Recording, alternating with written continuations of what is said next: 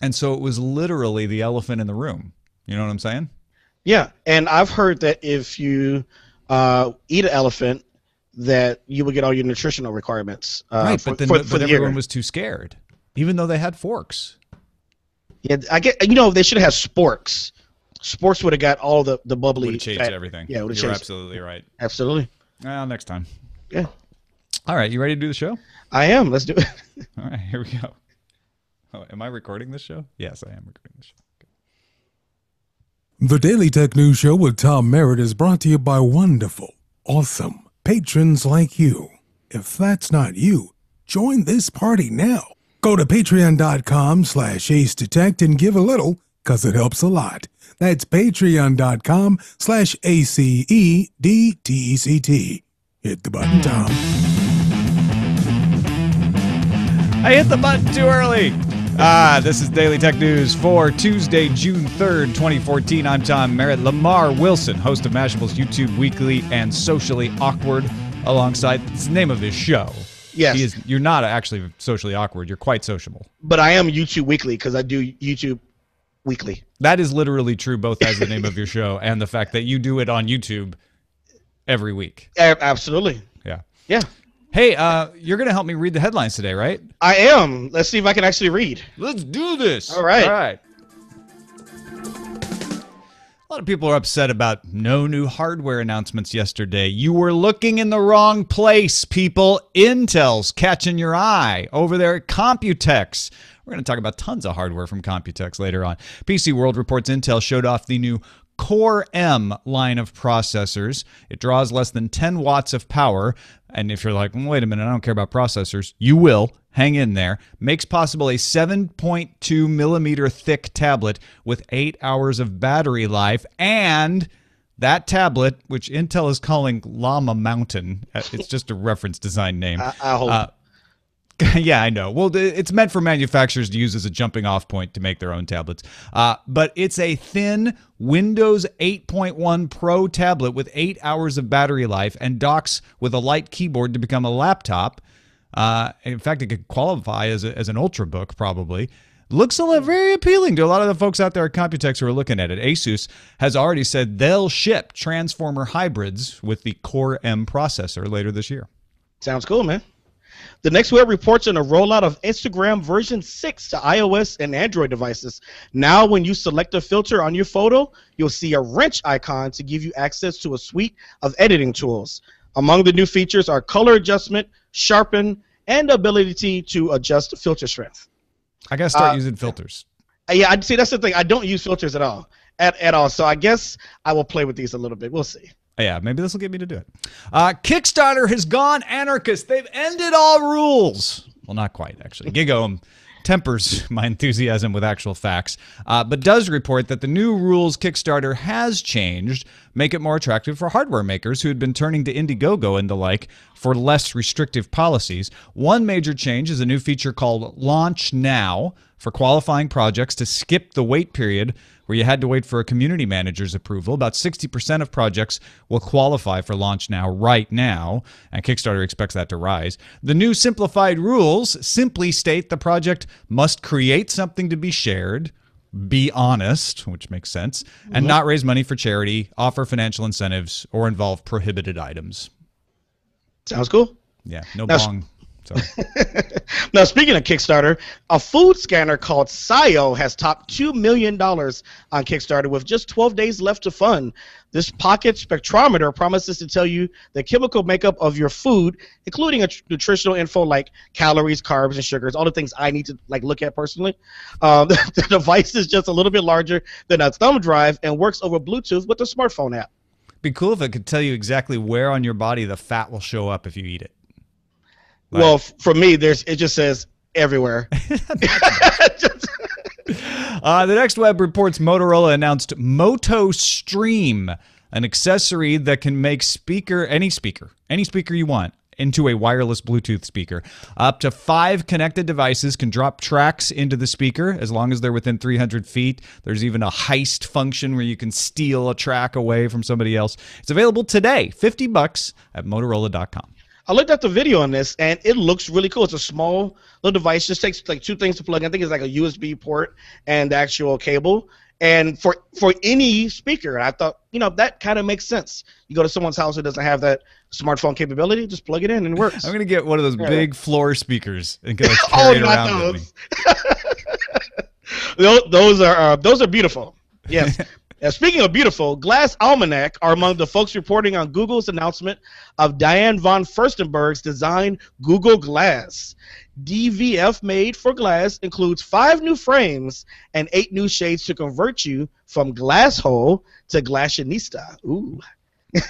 The collection will be available June 23rd for Glass Explorers. I feel like I can't. I feel like I'm not cool enough to wear Google Glass now. Yeah. Well, now some of these, the ones coming out now are for ladies, so that excludes us. But they will have some men ones. Now I don't even know where my glass is. $1,500 device in this house. It's buried somewhere. I don't use it, man. I just probably under your bed of money, Lamarr. Now everybody knows that my mattress is filled. Reuters reports Facebook acquired Finnish company Pryte, Pryte, which provides a service that allows phone users without data plans to purchase data in small quantities to gain access to specific apps. In fact, Facebook is one of the most popular apps to use Pryte, and now Facebook owns Pryte. Facebook is like owning everything. What is it all? Yeah, tell them to stop it. Let's see. Mashable reports Turkey's telecommunications authority lifted a ban on YouTube Tuesday, 4 days after the Constitutional Court ruled that the ban violated Turks' free speech rights. YouTube was blocked for a total of 67 days. Good to see you back in Turkey. Yeah, they can watch Lamarr in Turkey again without using a VPN. Congratulations. All 3 people. I think Heiberg might be from Turkey still. Unless he moved. Mary Jo Foley at ZDNet reports that her sources say Microsoft's tiled interface version of Microsoft Office, the one that's meant for Windows tablets, the one that everybody was like, no, they're going to put that one out before they ever go to the iPad, and they went to the iPad anyway. This one's not going to arrive until spring 2015 now. Of course. That's when Windows 9, or Threshold as they're code naming it, is rumored to come out. So it definitely means that Office for Android is probably going to arrive first. In fact, Mary Jo's sources say that Office for Android should come sometime before the end of this year. So they support everybody else but their own platform for this. That's best for last, Lamarr. That's the Satya Nadella way. Exactly. GigaOM reports on the launch of a robotics research partnership between the European Commission and 180 private companies called Spark, which will invest $2.8 billion. Now, the European Commission believes Spark will lead to the creation of over 240,000 European jobs and hopefully a lot of really friendly European robots. Please be nice. Please don't hurt us. Don't. Please don't take our jobs. Time for some news from you. Captain Kipper sent in the CNET story about how John Oliver brought down the FCC, sort of. Oliver spent 13 minutes on his show Last Week Tonight, which airs on HBO, delivering what I thought was a pretty insightful description of net neutrality. He capped it off by calling for all the trolls and commenters on the internet to, quote, focus your indiscriminate rage in a useful direction, while showing the URL fcc.gov/comments.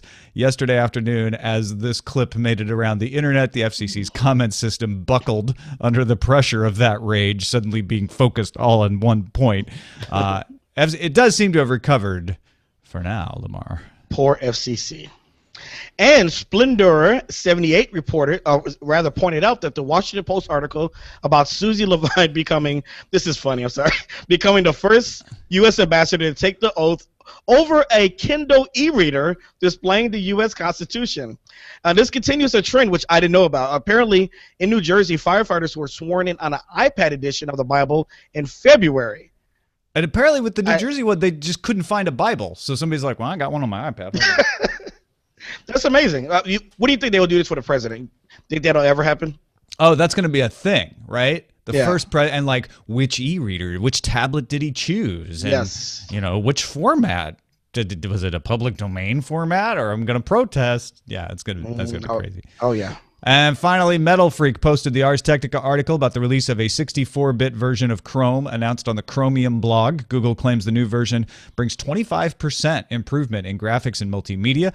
Google also claims some improvement in security and stability. 64-bit Chrome is currently available for Windows 7 and Windows 8.1 in the developer and the Canary channels, if you're willing to take a flyer. Yeah, I was a little confused about this story because I have just always thought it's been 64-bit for the last year or two. Like, this really surprised me. You can run it on a 64-bit operating system, but right? It's not a 64-bit. Yeah, please catch up to Safari and Internet Explorer. Thank you. Yeah, well, now they have. There you go. Boom. And that's a look at the headlines. Hey, June 5th through June 8th, Alpha Geek Radio is going to be live streaming headline panels from Phoenix Comic-Con on Alpha Geek Radio's special events channel. The link for the announcement and the schedule is bit.ly/AGR for Alpha Geek Radio, AGR Phoenix. That's bit.ly/AGR Phoenix. And if you have a podcast that's streamed on Alpha Geek Radio already, you can keep an ear out for Todd Whitehead's 30-second advertisement of your show if you send him one. But you need to send him one if you want that to happen. But anyway, for folks out there listening, bit.ly/AGR Phoenix is the place, June 5th through June 8th, to get a bunch of the panels out there. It's Phoenix Comic-Con's a pretty good one. I had I known about this, I would have tried to go. It's not that far away. But, yeah, right? I forget how much closer I am to Phoenix now that I live here. I could have just flown down there. Well, let's talk hardware, my friend. Yeah, let's do it. We've got the 4K laptops from Asus we can talk about. We got the Steam machines from Asus. They're going to be putting out some Steam OS products. Yeah. That Transformer book that we mentioned yesterday's show is crazy. But I really, really want to talk first about Llama Mountain, which I wish was a ride at Intel's new it sounds like amusement park. But it's going to be a ride for manufacturers. Okay, yes, so it's Broadwell. Everybody's anticipating Broadwell processors. They're going to do great things for battery life for your regular Core i3, i5, i7 processors. Right. It doesn't need a fan, right? That's right. The Core M processor, because it's only 14 nanometers, doesn't need a fan. Wow. So that's how they got that tablet so damn thin, 7.2 millimeters. And it's thinner than an iPad Air. It's lighter than the Surface Pro 3, which is 1.47 pounds is what this reference design is. Here's my problem, Lamarr. I want to see what you think of this. All right. Intel shipped around 5 million tablet processors in the first quarter. They're on track to ship 7.5 million, so it makes sense. We're going to ride this trend. However, all the numbers coming in from places like IDC and Gartner show that the PC market has pretty much reached its bottom. It's stable, but it's not growing anytime soon. And tablet markets are actually leveling off. They're starting to slow in their growth. Ericsson had a report out today saying that the Internet of Things is supposed to explode 3 to 4 times growth over the next 5 years. Smartwatches, even if you don't think they're going to pan out, are supposed to explode. Right. Intel's like, we need to get into mobile and get onto tablets right at the wrong time. Is Intel making the same mistake and like missing the boat? Shouldn't they be out there touting at Computex, we've got Internet of Things processors, we got smartwatch processors? You make a really, really good point, man. I hadn't thought about it like that. And yeah, they're coming in right at the tail end. And not to say tablets are dying, but you're right, they're leveling off. And I'm not really interested in buying another laptop anytime soon. And so yeah, I think their focus really should have been on. I mean, I have a smartwatch. It's going to be a thing. Anything that's connected to your body to measure your health or any type of mobile devices where these processors should be pushed toward. Because yes, there's an iPad Air that's out there, and there's Samsung, but do we really need 5 or 10 competitors in the same space? I mean, how much money are you going to be able to extract from that versus doing something new? And I think the main problem is there's not that much new out there in that form factor anymore. That form factor's kind of been done. And granted, like, leave my point about smartwatches and Internet of Things out of it. Hybrids are probably where you're going to make your best effort at expanding market share. Like the Surface Pro 3. Yeah, like right? Because somebody like you is like, well, I don't really want a new laptop. I don't know if I want a new tablet, but the idea of having both in one, if it works, that's kind of compelling. So I'm not trying to disrespect Llama Mountain. Believe me, I would never do that. Yes, don't mess with the Llama. And this is a great design. Everybody, I looked at like 5 different videos from 5 different outlets, and they were all raving about Core M and like how nice that tablet was, that reference design. Of course, the other thing here is we got to wait to see what the manufacturer's versions of this look like. We do know that Asus is going to do one by the end of this year. The Broadwell chips will begin showing up before the December holidays, but no sooner than September, according to Brian Krzanich. He said that last month. Yeah. So we're not going to be able to buy these anytime soon either. Yeah, I'm not knocking Asus. I just kind of wish there were some other brands that most people knew of, some more mainstream brands to kind of try this out to give us, because Asus was around when those what were those little laptops that came out at that time where everybody was getting those little tiny, like the netbooks, the netbooks, and that's when I think of Asus, I think of that horrible period in technology when we had netbooks. And so I don't know, I kind of wish somebody a little bit bigger would come out. I don't know if HP's probably done with that market, but I don't know, who would you like to see besides Asus give this a platform? Yeah, 2-in-1s is kind of what it seems to be that people are calling this, and I kind of feel you're right with the netbook comparison. Is this might be sort of like that, like a nice brief bump where people go, "Ooh, that's nifty," and then they all fall apart. Yeah, exactly. I think Dell has some good ideas. I think Sony might be. Yeah, Sony's a good possibility. Yeah. Yeah. Especially since it's 4K.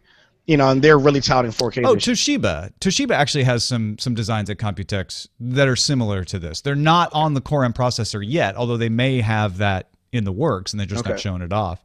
The problem with the Toshiba one that I saw demonstrated is they didn't have the docking very smooth. And in fact, one of the guys reported that his shirt got caught when he was trying to dock it. It's a little awkward. Okay.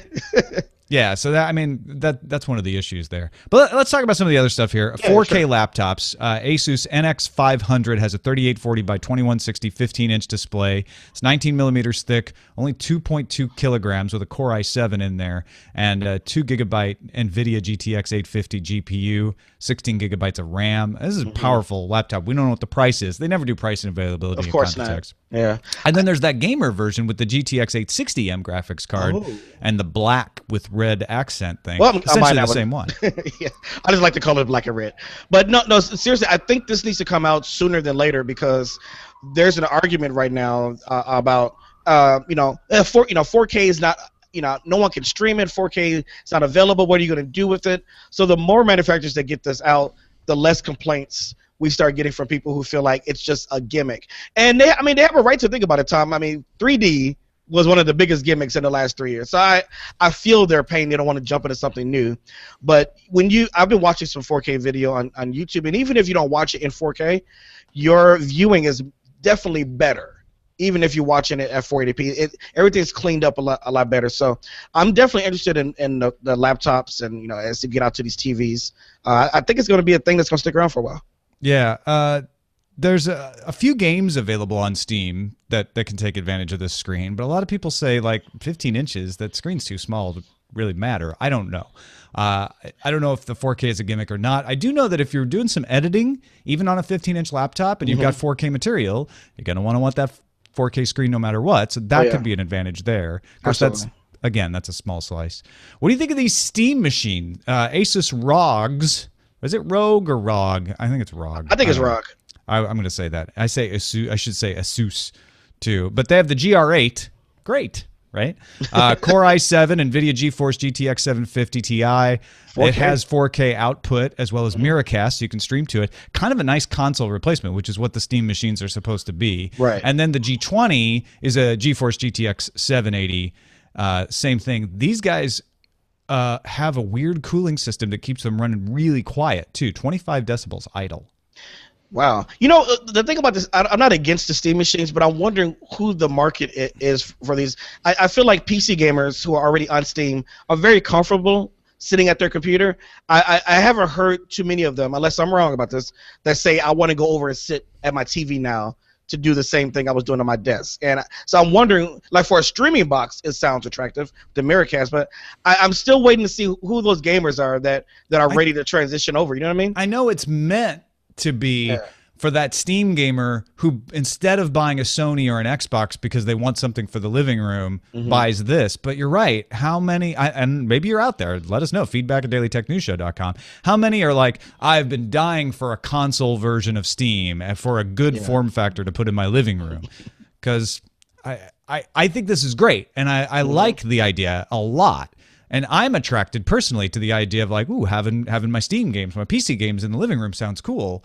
But it sounds cool. It's not like I've been dying for this. This will so change my life. Maybe that's just me. And then we did mention this yesterday when Ayaz was on the show, but we were so consumed with WWDC at the time. We didn't talk about it a lot. This crazy Transformer Book 5. Oh, yeah.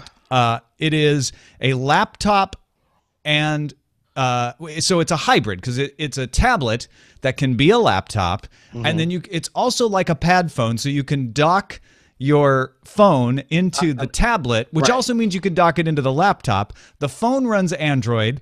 The tablet runs Windows.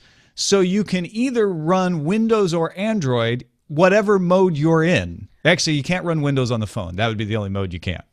This is only for geeks because you just completely blew my mind. It's too many variations. But I think the article was saying that this is good if you're trying to save battery life. Let's say you just want to browse the web. Then you probably switch over to the Android one and save some battery life versus using Windows. But yeah, this is specifically a geek device. I'm not saying it won't sell, but this is not a mainstream device by any standards at all. 12.5-inch display and a terabyte hard drive in here too. It's attractive, yeah.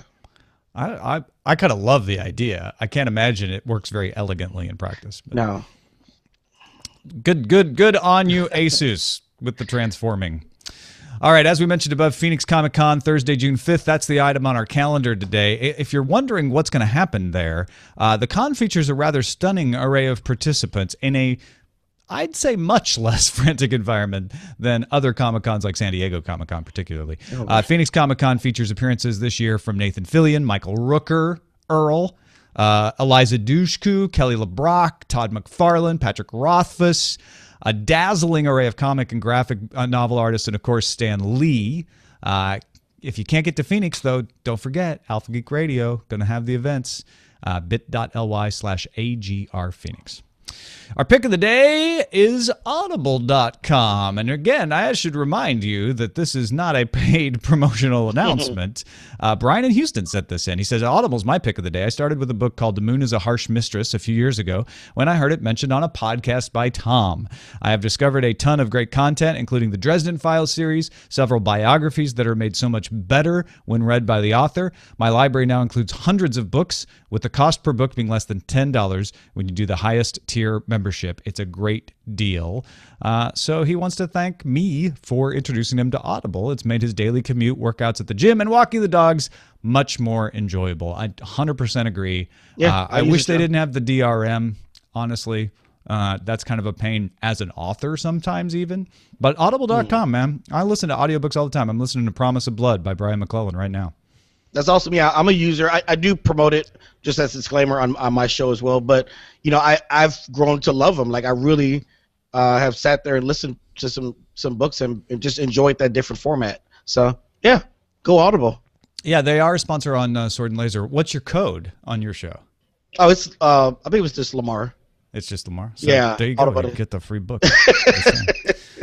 Go check out Lamarr's show. DailyTechNewsShow.com/picks for the picks.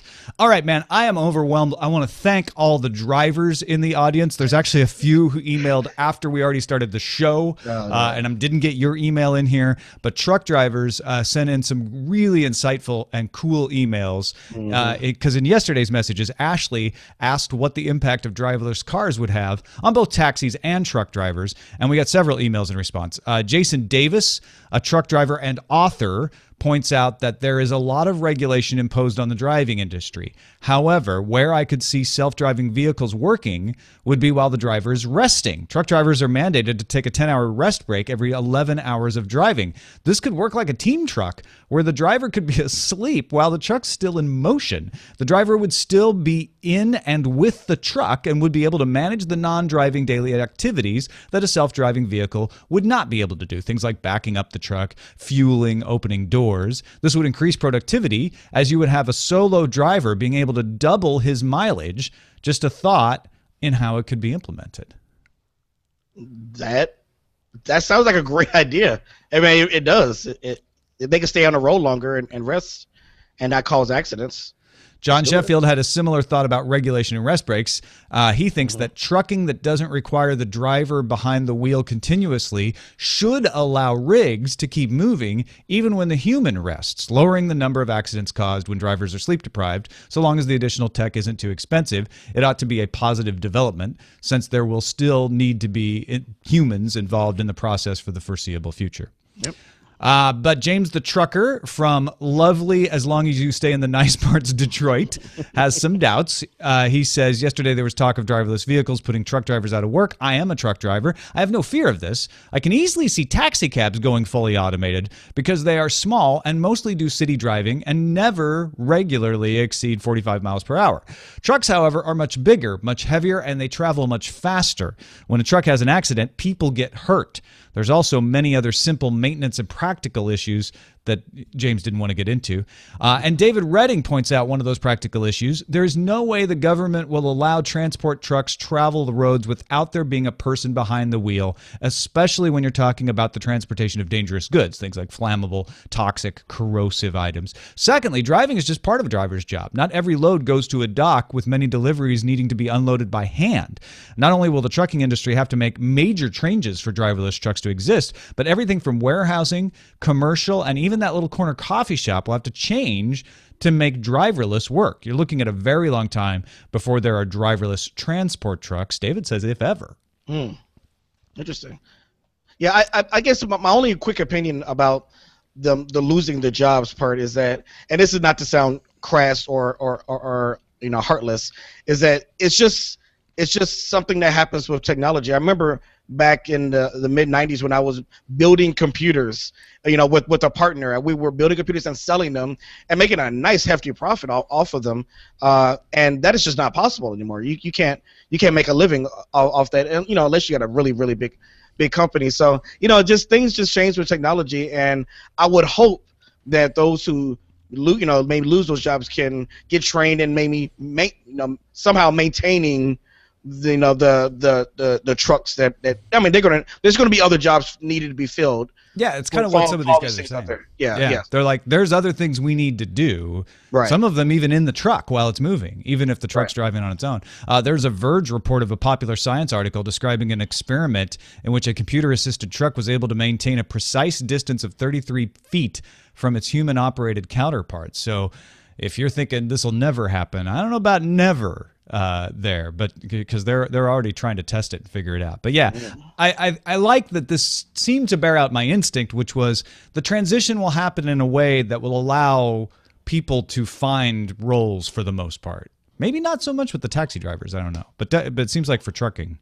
And man, thank you, truckers, for sending in your insights. Fantastic to hear from you guys. Matt from Sac, which probably means Sacramento. At least I hope so. Oh. Writes in and says, "Hi, Tom. It might be speculation, but I'm curious if we might be hearing of another big data breach in the near future, like what happened with Target. I was informed by my bank the other day that my credit card might have been compromised via an undisclosed merchant. I, of course, immediately called my bank for more information to ask who the merchant in question was. They responded by informing me they did not know yet." That's probably not true. That means the person talking to you did not know yet. And that Visa had forwarded them a batch of customer numbers to take cautionary action against while an investigation is completed with the merchant. Once the investigation is complete, information on the merchant might be released. Now, Matt's question is, and for the DTNS audience as well, what are my rights as a potentially compromised customer to disclosure on information while an investigation is being conducted? If they're taking cautionary action that impacts me, can I not request information about who they believe is at fault? I wouldn't mind investigating further myself to break the story on DTNS if it's a big enough merchant.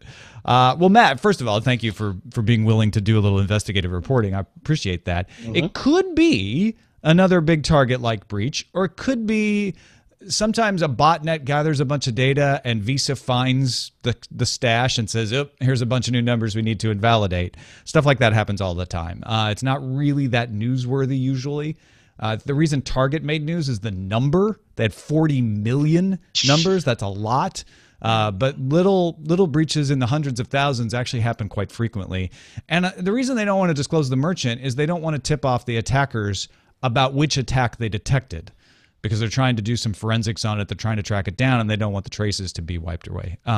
But I did find the FDIC requires the following notice anytime there's a breach, and this is likely why you got the information you did, but check to make sure you got all of this. You should get a description of the incident, the type of information subject to unauthorized access. Was it more than just your credit card? Was it your name? Anything else?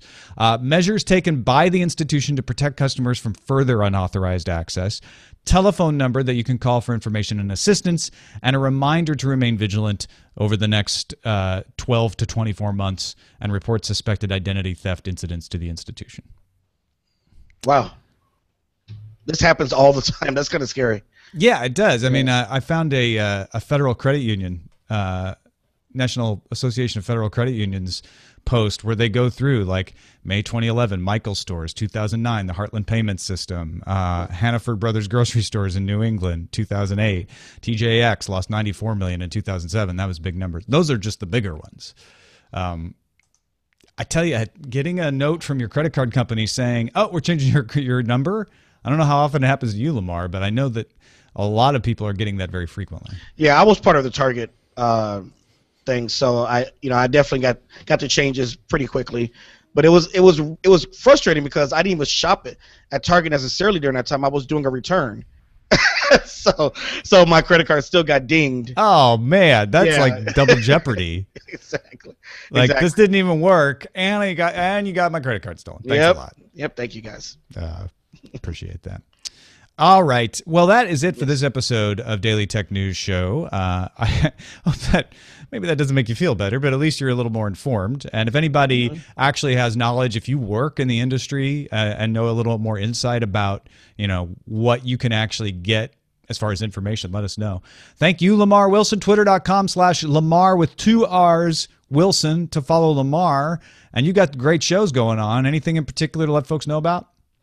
Well, I just released yesterday on Mashable a new show. So you go to youtube.com/Mashable, find YouTube Weekly, and broke some. Well, I didn't break the news, but talked a little bit about Nintendo and how they're trying to take away some YouTubers' money from them, and in a weird way that other gaming companies don't do. So you want to check that out. That's on Mashable's channel. And then this Friday I do Socially Awkward, which I find awkward news. And I'm trying to find something on you, Tom. So if you could do anything awkward this week, you could be in the show. I could just like hit. Yep, there it is. There it is. Yeah. That's in the show. I don't know. Is that journalistically integrity? Like that's staged. I don't know. No, but no one else would know though. All right. Yeah. Shh. Everybody, just keep that quiet. Okay. Follow Lamarr at lamarrwilson.com as well. LamarrWilson.com. Thanks, man. Thank you, man. And thanks to our patrons, 4,048 folks out there. Wow, you hit 4,000? Yeah, we hit 4,000 a couple weeks ago. It's amazing. Wow. Thank you very much, each and every one of you, for your support and keeping the show going. It's what makes the show possible. bit.ly/helpdtns if you're interested in more about supporting the show. If you find some value in the show, you want to give a little value back, all we ask is like 5 cents a show. That's $1 a month. Some people give more, and we totally appreciate it. Thank you for your support. Don't forget, you can have a voice in what stories we cover at our subreddit, dailytechnewsshow.reddit.com. If you're like, I don't even have 5 cents a day, Merritt, this is another way to get involved. Let us know some stories that you're interested in. Or just vote on the ones that Metal Freak and Captain Kipper and SP Sheridan, Habituela Condolce, and all those folks have going on in there. It's a great time in the subreddit no matter what. Email us feedback@dailytechnewsshow.com. You can give us a call, 512-59-DAILY. That's 512-593-2459. Listen to the show live at mobile.alphageekradio.com. And, of course, visit our website, dailytechnewsshow.com. We'll be back tomorrow with Allison Sheridan, host of NosillaCast. See you then.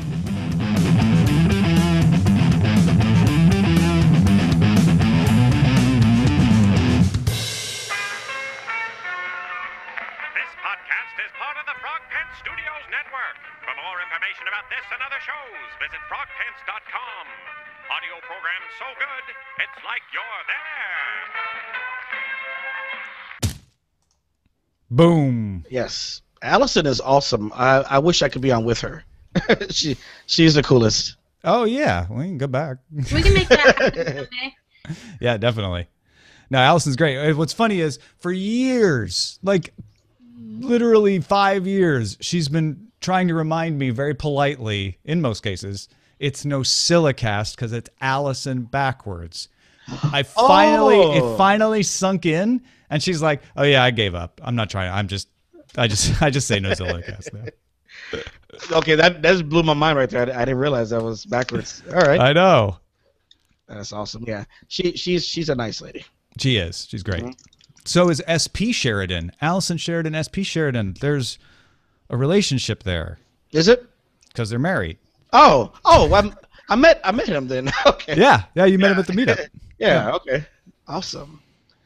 Yeah, it's good you got an active, such an active audience, and everybody's so close in this community. Yeah, they're good folks. Yeah. Awesome. You good folks in there. Good food. IRC. Oh, what are you holding? I'm holding a Pomeranian. Oh. I do that sometimes. Max. A pomegranate. What'd you say? He's a little pomegranate. Ooh, let me see his seeds. I don't think you We want to don't see got no more seeds, dude. Oh, ching. Oh no. See, now here's the thing. Since I moved and I have more space, it's a little bit more space. I really want a pet, but the thing is, I know I'm gonna start traveling a lot very soon, and it's like, do I get a cat? Which I mean, I have a group of cats, so I don't mind cats. Do I get a cat where it can hang out by itself for 3 or 4 days? Dog, you can't do. They're too high maintenance. Yeah, it's tough. You have to have a reciprocal pet arrangement where you know someone who you take their pets when they're away and you take theirs when you're away, and that's like a really easy way to avoid spending thousands of dollars at the dog spa. And I don't actually trust those shelters at all. I just think of horrific things they do just because they don't care. It's not like the pet's going to tell. Mm-hmm. So yeah, I wouldn't want to do one of those. Well, there are lots of adorable cats at the shelter, which is actually not too far from your generalized location. Like right up the 110 on the way to Pasadena is the North Animal Shelter for downtown LA, and if your heart can take it, because it is devastating. There are a lot of cute cats there. I've adopted from a shelter before. I actually prefer that, but yeah, but it's sad. It's hard to go down there. Right. Because you want to. I will have all of them. Yeah, exactly. I'll take everything. Yeah. So now I'm crying. Oh God. I know. Believe me, the stories I could tell about that shelter. Oh boy. It's really well run. I'm not implying it's not well run. It's beautifully run, and it's run by a lot of volunteers. It's just like we had a missing cat for a while, so I used to have to go down there once a week and look for the cat, and it was just like, oh wow. So that is the main shelter then. It's the one for our general area. The LA, actually, to its credit, the County of Los Angeles has really great shelters for their pets, and I don't know their exact no-kill policy, but I believe it's pretty. I don't want to say without knowing, but it's like they're not doing like they're doing down in the South, like in and out and gone. It's a good area. In and out. Well, no, it's terrible. Right. I don't even want to delve further into this discussion because it's so goddamn depressing. So let's just leave it at it is not in and out partner. Okay, well that's good because I was just about to go there today. So yeah, don't worry. I'll have a double. That's all other animal. I'll have your double meow, please. If you don't. It brings a whole new meaning to the animal style burger. I'll tell you that. That's what we were looking for. Okay. There it is. Oh boy. That's the ticket. Anything better than Ride Llama Mountain? No, I don't think so. Right. How could there be? Yeah, I think that was good. The Llama Mountain and the Asus Viper. Game of Thrones reference. I get it. How about Escape to Llama Mountain? Escape from Llama Mountain. Yeah, to or from. It doesn't matter. That actually, the Llama Mountain and the Asus Viper. Is there an Asus Viper though?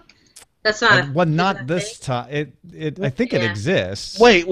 But not this time. I just got the Game of Thrones reference because I just saw that one would be great. That would be hilarious. Yeah. The mountain. Yeah. Llama Mountain versus the Viper. The llama mountain that rides. I feel like it's forced a little though, especially with the Viper. Unfortunately, I'm not going to say a word, of course. But are you all caught up on Game of Thrones? Mm-hmm. Okay. Mm-hmm. All right. Well, all right. We'll talk. We'll talk later. Let's just all go. Oh boy. Oh boy. I sure like that show. Yes, there were things that happened, and I was like, okay, wow. Yeah. See, that was an interesting thing. Problem. This is my problem with spoilers in the world, is that it reduces public discussion of these things to like, whoa. That's it. That's all I can say. Whoa. I'll tell you what. I have almost gone the opposite direction of Jeff Kanata. Jeff Kanata doesn't watch trailers because he wants a pure experience when he goes into the movie, and I 100% respect that. I am almost got to the point where it's like, you know what? Getting spoiled is almost unavoidable these days so much that I'm just going to be like, you know what? It's still enjoyable to see something even if you know what happens. And I think rationally, like, yeah, I don't want to be spoiled on The Sixth Sense. I don't want to be spoiled on Crying Game because that does take something away. But those are pretty rare. Like, just your run-of-the-mill plot points. Like, you know, I can usually see them coming anyway. All I want to do is spoil The Crying Game anytime someone talks about it. Just want to spoil it because it was spoiled for me because I was too young to see it. So, like, I went to see The Crying Game with my girlfriend at the time, and she came out of the movie like, well, that was all right. I was like, what? No, I mean, that was crazy. And she's like, oh, I saw that coming. You didn't pick up on that? Like, it wasn't. It wouldn't have been a spoiler for her. And now she is no longer in your life. Yeah, she's not. How dare you? That was the end of that. No, but I just yeah. Yeah, I do agree that the trailers are getting way over detailed on the plot. In fact, there was a trailer, I won't spoil what it was, but there was a trailer for 20 Million Ways to Die in the West, or A Million Ways to Die in the West, that spoiled one of the funniest bits in the movie, just straight up spoiled a cameo of epic proportion. And it was like, come on, dude. Why would you do that? But you still enjoy the cameo, right? You still enjoy the movie. No, they basically showed the whole scene. But so it's not worth ever watching again. That's my point.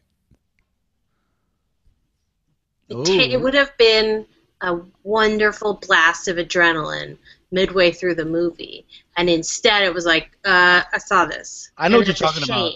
I haven't seen the movie, but I won't say. I know you know because you saw the trailer. Yeah, I know the scene you're talking about because that would be like, whoa, I didn't see that coming.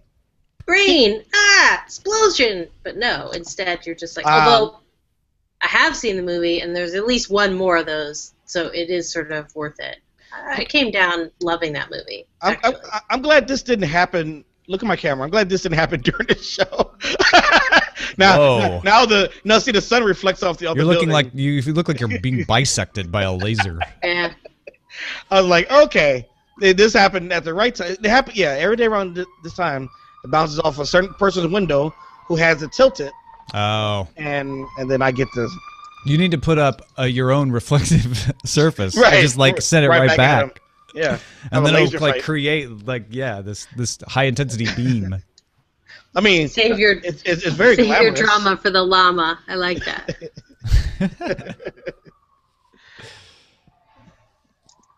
I'll tell you, the only reason I try not to spoil is like that I respect that other people have a different opinion, but I've given up on trying to avoid too many spoilers. Well, it's just like eventually your conversation becomes, hello, how are you? Good. Did you see that thing? What thing? Don't spoil that thing. And then you're now is there a limit? And I'm not talking about movies because movies I'll wait till it comes out on Apple TV or Xbox or something. But like for TV shows, cause, ever since DVRs came out, it gives people like I'll give you an example. What's that Masterpiece Theater show that? Sherlock.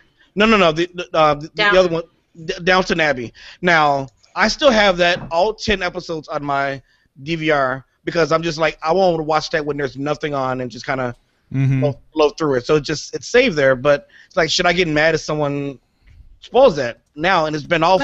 It's been off for what 7 weeks now, or 6 weeks? I would say the obligation is after 2 weeks, I would say it's non-scientific. After 2 weeks, the obligation shifts from the spoiler to the spoilee, which is you can no longer be angry at someone for spoiling something after 2 weeks. You can wish they didn't, but it's your job to do the earmuffs thing and go, no! Yeah, especially when they're different coasts. Because, like, I don't watch American Idol, but, like, if the winner is announced on the East Coast, you know, we're screwed on the West Coast, and we were looking at it on Twitter. Something like that. So, but I don't watch American Idol, so I don't care. I hate it when somebody spoils the Olympics from 4 years ago that I hadn't gotten to watch it. Yeah, who did win the bobsled thing? Don't spoil Super Bowl 20 for me. I haven't seen it yet. But you know, Matt, my husband at work got him a T-shirt that said like I'm DVR. It was like a Red Sox T-shirt, but it said I'm DVRing the game. Don't spoil it. Because, like, he wanted to go home after working till 9 o'clock at night and, like, spin through the game and have the experience himself. But if you wear a Red Sox hat to work, people are like, hey, did you see that game? Yeah, so exactly. There is some live sports. I mean, it's not reasonable. There's some live sports workarounds. Like, he tried to keep the outcome of last year's World Series a secret until he got home. It didn't work. I'm still trying to keep the outcome of last year's World Series a secret. Not because I don't want to be spoiled. You just don't want to know about it. I just don't want anyone to realize that we lost. You cannot watch the Super Bowl and then go to work the next day and under any circumstances and expect that you're gonna get through the whole day. I taped it. Don't tell me anything about it. It's a discussion killer. It's like no but. See, what you do is you get into a sport not that many people like curling, and then you can watch. I mean, you could be months and no one will spoil that ever. That's true. Not here. In Canada, they might. In Canada, they might. Yeah. I'm not. You know what? I tease it, but I like the last couple Winter Olympics. I've actually watched just the curl. It's like watching chess on ice. And I said that before. And they got a lot of curling people angry. They're like, it's not like chess. I'm like, well, it's a strategy game. It is. Yeah, you're trying to compliment it, and they're like, "No way is it like chess. We're so much more exciting." Right. Look, I used to coach chess and watch chess tournaments. Nothing is worse. It's like watching paint dry. All right, it's not that exciting to watch, but curling is. Did I tell you about the new show I'm doing called Watching Paint Dry with Tom Merritt? Oops.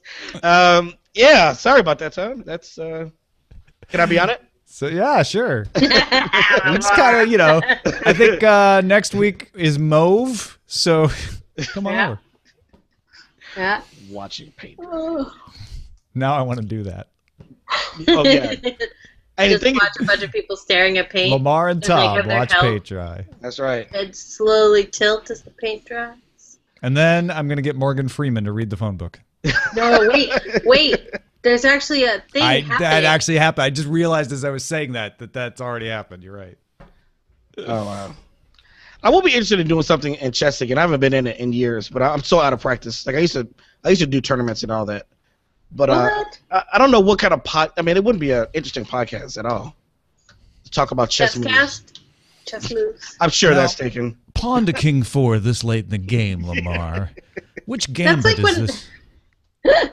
That's like when I get the New York Times, which I get because I now know someone that writes for it, and I get the Paper Times, and every once in a while they have that column that's like bridge. I'm just like, why would I want to know other people's moves in a card game I don't understand? Right. Like, it's such a weird, specialized thing to have in the paper. Like, bridge. Okay. Right. So, Tom, do you see the 7 moves to checkmate over there on E4 to 6 E7? I was noticing that, and I was wondering if he was going to notice that, Lamarr. Oh, my God. And it appears that he has not noticed it. So, what is he going to do? I believe if this is one of those newfangled card games, they'd call it having lethal. Oh, that's hilarious. Yeah, okay, this is a show. That's it. I've been trying to find out something to do with Tom. That's perfect. We'll just reach there out. You could call it Chess FL tonight. Fake chess. Oh man. Yes, make it happen. If I make Tom laugh hard enough that he goes out of frame, I've done my job for the day. Yes. Just leans out of frame. Goodbye. Coming out in their home whites. Yep. Oh my God. Chess FL tonight. Well, yes, I'm sure that'll be taken any moment now. Yep. Chess FL tonight. Oh my Tonight gosh, on the chat chess. room's so far behind. They're suggesting FSL for chess.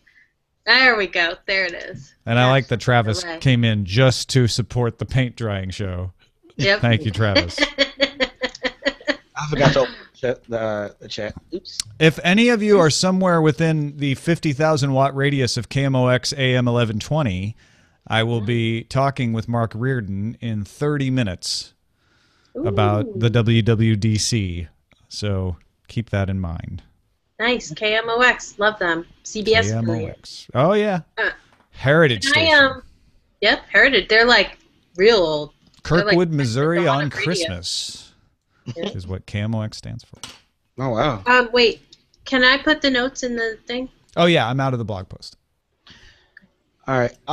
Right. I'm mounted. I didn't get a chance to record my gameplay before this because I did try it and it was like it just wasn't working out. So I'm going to go record some Watch Dogs. All right. Cool. And I do it live. No. I have a gaming channel. I do not just casual. No one watches it. Stuff. Yeah, no one. Go watch it, people. Yeah. Go watch it. But don't watch us because we're out. All right. We're out. All right, buddy.